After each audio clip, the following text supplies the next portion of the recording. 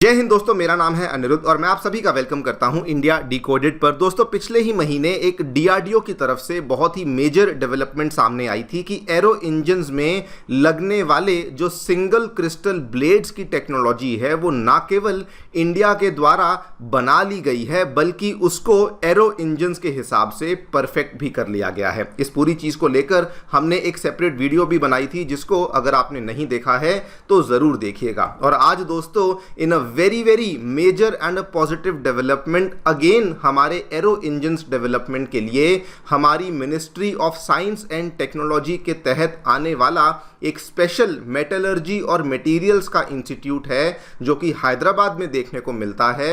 उनके द्वारा दोस्तों इंडिया में पहली बार ऐसे सुपर एलॉय स्ट्रक्चर्स को एडिटिव मैन्युफैक्चरिंग के थ्रू बना लिया गया है जिसका इस्तेमाल डायरेक्टली जेट इंजन्स के अंदर हमें देखने को मिलता है। आप लोग यहाँ पे देख सकते हैं पीआईबी की ये खबर है, जस्ट आज से 2 दिन पहले खबर सामने आई है। और थोड़ा सा हैरान करने वाली बात यह है कि ये वाली खबर को हमारी मेन स्ट्रीम मीडिया के द्वारा कहीं पर भी कवर नहीं किया गया, केवल पीआईबी की एक प्रेस रिलीज में इसको कवर किया गया है। आप देखिए, breakthrough in super alloy by metallic structures through additive manufacturing it can reduce the import of the super alloys। और इसके अलावा बस थोड़ा बहुत आपकी सोशल मीडिया पे इसको कवर किया गया है कि कैसे ये इतना बड़ा अचीवमेंट, इतना बड़ा ब्रेक थ्रू हमारे इस इंस्टीट्यूट ने अचीव कर लिया है और कैसे ये हमारे एरो इंजन डेवलपमेंट के लिए एक बहुत ही बड़ी भूमिका निभाने वाला है। इस पूरी डेवलपमेंट के बारे में तो हम लोग चर्चा करेंगे ही करेंगे। क्या एग्जैक्टली टेक्नोलॉजी है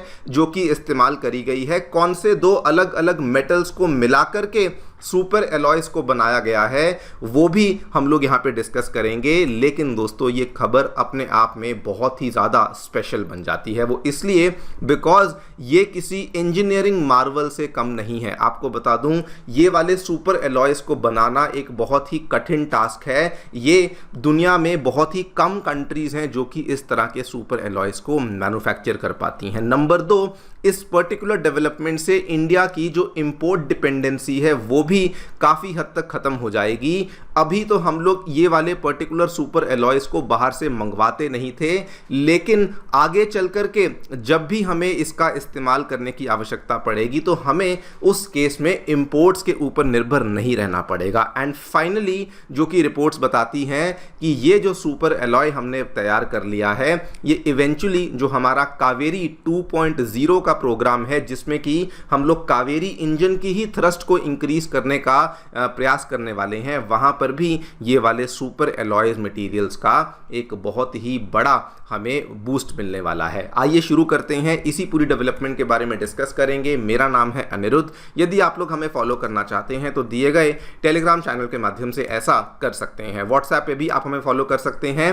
एंड अगर आपको हमारा कंटेंट पसंद आता है तो दिए गए QR कोड के माध्यम से हमें कंट्रीब्यूट भी कर सकते हैं। All right, directly coming to the news, क्या देखने मिला है। सबसे पहले आपको संस्थान का नाम बता दूं, ये दोस्तों international advanced research centre for powder metallurgy and new materials है। इसको शॉर्ट में ARCI कहा जाता है, जो कि आपको हमारे हैदराबाद में देखने को मिलता है। ये DRDO के अंदर नहीं आता बल्कि ये ministry of science and technology के तहत काम करता है।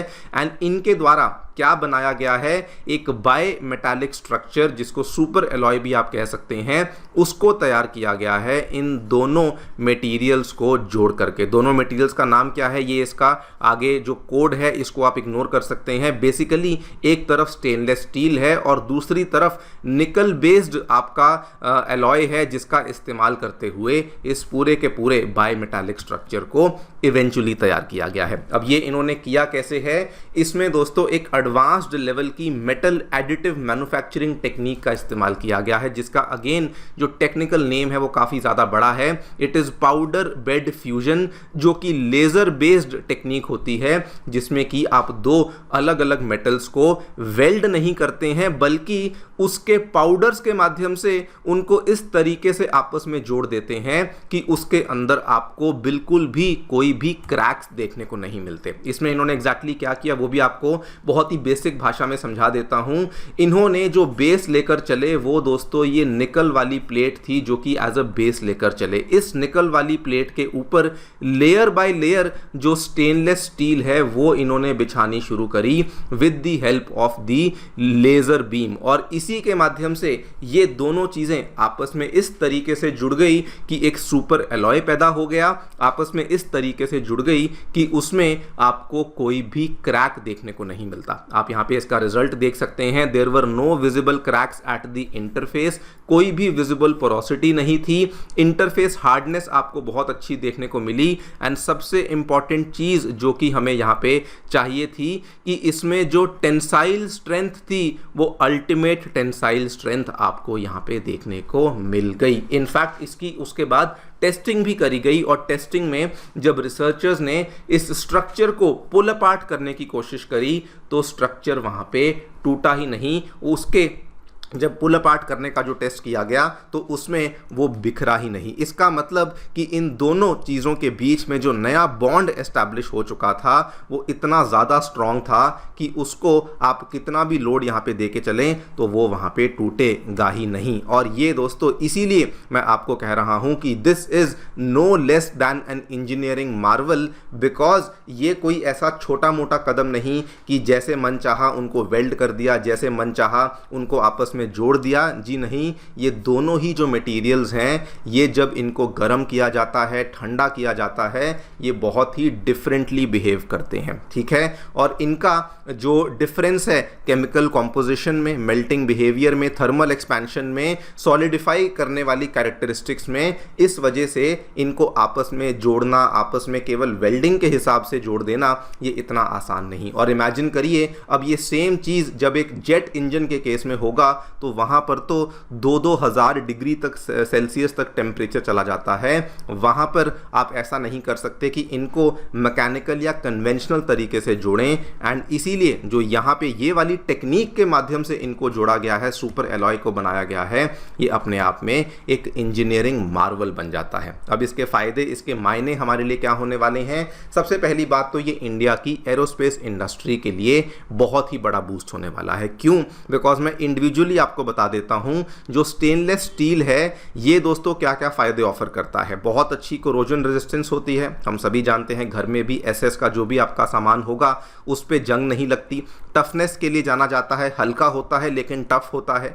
बहुत ज़्यादा अच्छी इसकी मैन्युफैक्चरेबिलिटी होती है, स्ट्रक्चरल स्ट्रेंथ अच्छी होती है, और हाई एंड निकल सुपर एलॉयज की तुलना में इसकी कॉस्टिंग भी काफ़ी कम होती है।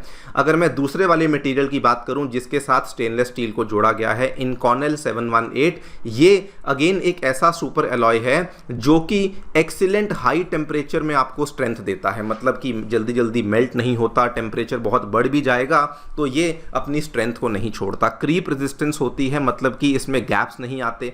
ऑक्सीडेशन रेजिस्टेंस होती है, कोरोजन रेजिस्टेंस होती है, और बहुत ज़्यादा टेम्परेचर्स पे अपनी मैकेनिकल प्रॉपर्टीज़ को रिटेन करने की क्षमता भी आपको इसके अंदर देखने को मिल जाती है। अगर ये दोनों चीज़ों को जोड़ दिया जाता है तो उसका फ़ायदा क्या होता है कि जो ये स्टील वाली साइड है ये तो लोड बेयर करने का जो काम है वो करती है, और टेम्परेचर रेजिस्टेंस करने का जो काम है ये निकल वाला काम करता है। यानी कि हमारे जेट इंजन के अंदर जो दो सबसे इंपॉर्टेंट चीज़ें चाहिए, एक तरफ थ्रस्ट के लिए हमें लोड बेयरिंग चाहिए, और दूसरी तरफ जो थ्रस्ट से जनरेट होने वाले टेम्परेचर के लिए टेम्परेचर रेजिस्टेंस चाहिए, वो दोनों ही चीज़ें ये वाला सुपर एलॉय आपको ऑफर कर देता है। इसीलिए दोस्तों ये इंजन्स के लिए एक बहुत ही ज़्यादा मेजर ब्रेक थ्रू भी इसे माना जाता है। दूसरा इसका फ़ायदा क्या होगा?